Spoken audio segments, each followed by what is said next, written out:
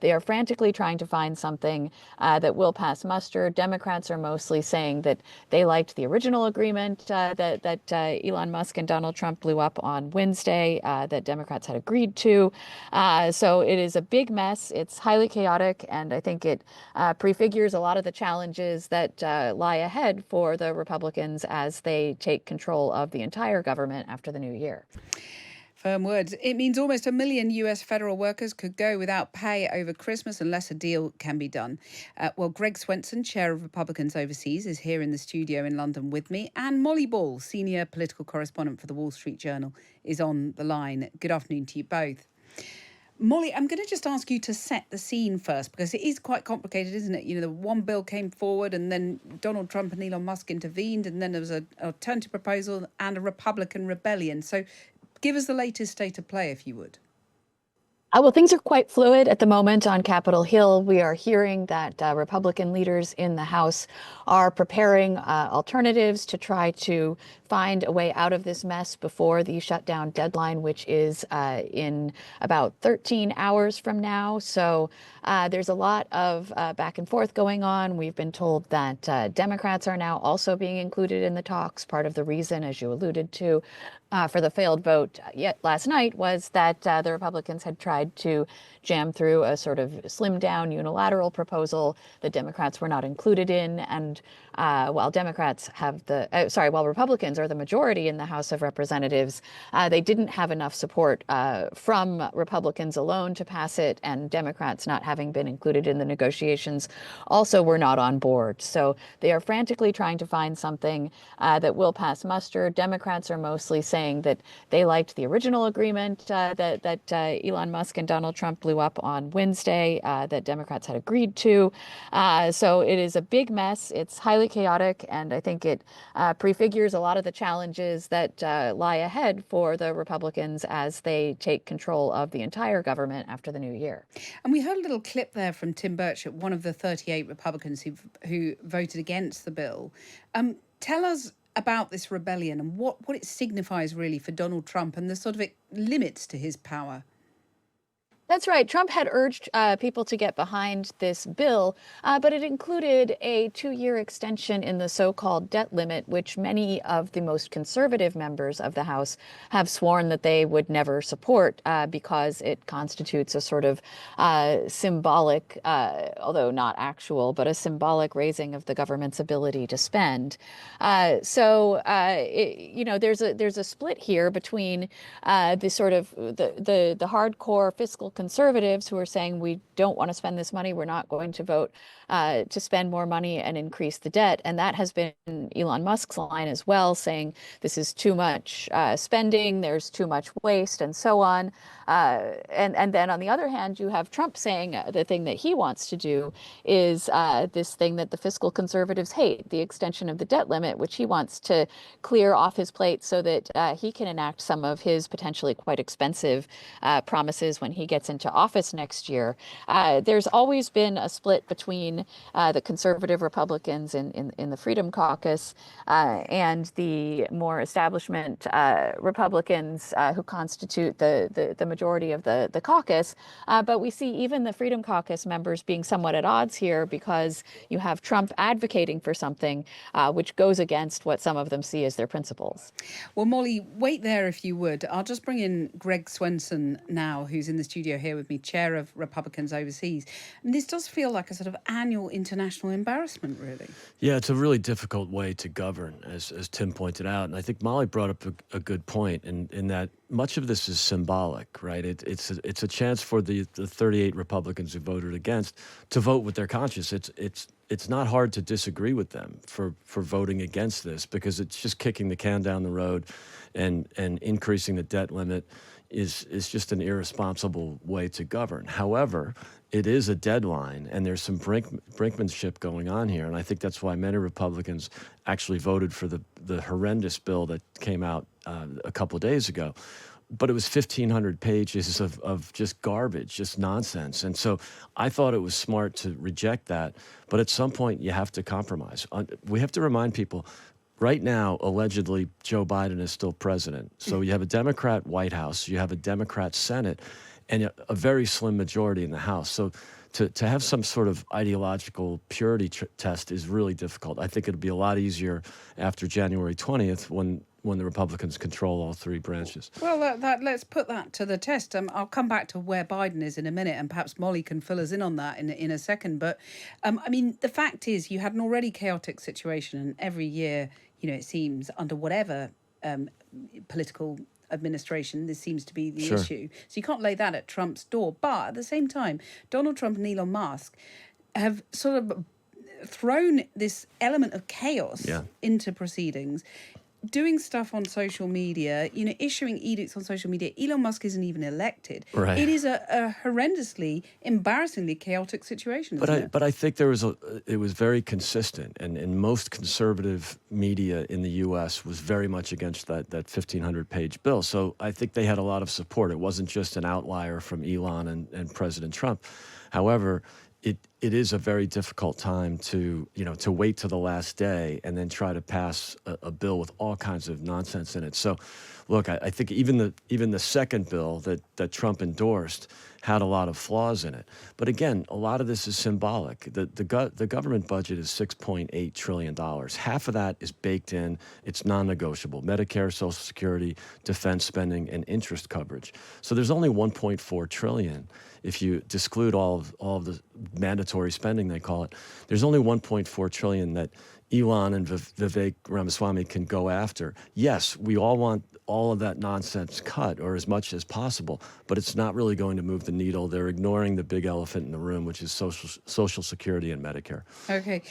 Molly, let me bring you back in here, because Greg said, it'll all be a lot easier when Trump is actually president.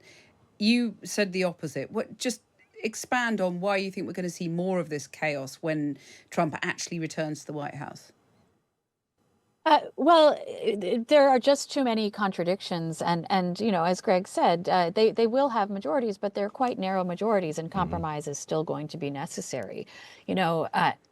Trump has made a lot of promises. There are a lot of things that Republicans want to get done.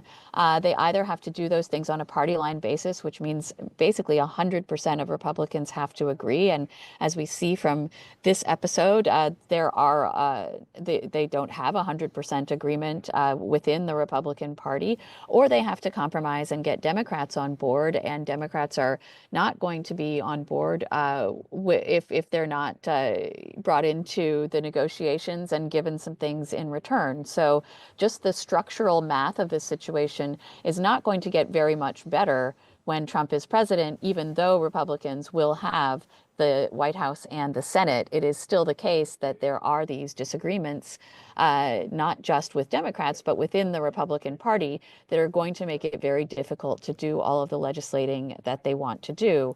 I think, as Greg aptly points out, a big source of some of the spending that Republicans have said they want to rein in is entitlement programs like Social Security and Medicare. Well, Trump has vowed never to touch those or change them, which means it's going to be very difficult to actually get some of the reductions in spending that people like Elon Musk and Vivek Ramaswamy are saying is their goal. Right. So, Greg, Social Security. That's absolutely true. Yeah. Do you think Trump's going to have to move on that? It's something that's a political loser, especially in campaign season. Telling people you're going to cut entitlements. In Europe, they call it, benefits. And they make it sound like the big, mean, evil government is going to take away your safety net. That's not the point. It just has to be reformed. But it is a political loser that no one ever wants to touch. George W. Bush tried it in his second term, notably after being reelected. So it's not one that you can campaign on, but I think someone has to be responsible. And I think we can look at Trump to consider it, again, not in campaign season. Government debt levels in the US now almost $40 trillion, which really puts it in perspective. Molly, can you answer Greg's question of where is Joe Biden? I mean, he's still president, but we've not seen him. We haven't. The White House has said that they were on board with the original negotiated agreement. There have been statements by the White House press secretary. There have been White House negotiators involved in some of these talks. The president himself has been virtually invisible since the election, and even for some time before that. If anything, though, it increases the focus on Trump. He has sort of filled that vacuum over the past couple of months. We've seen him play a quite commanding role, receiving foreign dignitaries and appearing at ceremonial occasions and starting to name the members of his cabinet. So I think a lot of people probably feel like Trump is already president, and that simply, from a political standpoint, sort of increases his ownership of this situation. There isn't that much, I think, that President Biden could actually do, even if he were more forcefully in command of the bully pulpit, simply because this is primarily a Republican mess that's playing out. Democrats, whether it's the White House or the Democrats who hold the Senate and the minority in the House, they feel as if, they were at the table and they did their part. They came to an agreement that they could live with. It's now up to Republicans to figure out how they want to proceed. Well, Greg, we've had this story this afternoon we'll cover later in the programme. Peter Mandelson named as Britain's next ambassador to the US. How do you think that will be received by the Trump administration? I can't imagine it will be very well received. Now, President Trump might just say, let's kiss and make up and get over it. I don't imagine there are a lot of labor politicians running around that haven't said horrible things about President Trump. But it's one thing to disagree with a political opponent or criticize an opponent. It's quite another to call someone a racist or a white supremacist or whatever you call them. I think he's actually been quite nice about Donald Trump recently. Yeah, and Elon Musk, he's said the UK government should try and work with him. Yeah, absolutely. And I think there has to be a certain amount of kiss and make up. David Lammy did his trip to see President Trump, as did Keir Starmer. So it's hard to. I mean, everybody's got a quote they'd like to take back from 5 years ago. I thought it was very aggressive, probably disqualifying in many respects, but that's the prime minister's choice. And, I think the big news this week that's being overshadowed by that news here and also the budget problem is the scathing report that came from the Wall Street Journal yesterday, which really talked about the great cover-up, the greatest cover-up probably since Woodrow Wilson had a stroke in his final months in office, and his wife did an exceptional job of covering it up. And this is the cover-up of Joe Biden's yes, decline. And that's the real story. It's not the crime, it's the cover-up. And I think what they've done to the American voters, basically the inner circle around Biden has been running the country for 4 years, unelected bureaucrats. Molly, would you just have a final word on that report on Joe Biden? Well, I would just say that our reporters have done a tremendous job of reporting on this, both now and before the election, when we were some of the first to report on the infirmity that Biden was exhibiting behind the scenes in the face of a lot of. I mean, a lot of we were, and Good there for were you. a lot of Democrats who were denying this and seeking to insist that it was not the case, and the voters were not fooled either.